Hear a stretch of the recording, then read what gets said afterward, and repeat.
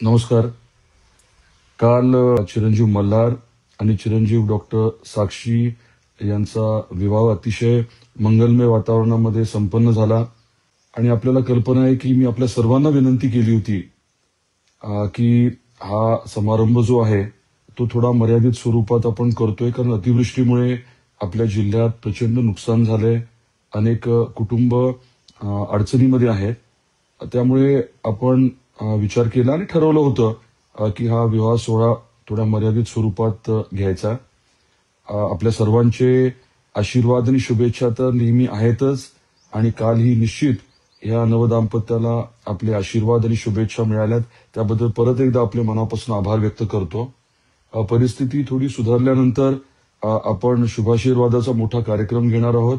स्नेहभोजन ठेवणार आहोत आणि त्याला स्वाभाविकच आहे की आपण सर्व आमंत्रित आहात. आजच आपल्या सर्वांना त्याचं निमंत्रण देतो.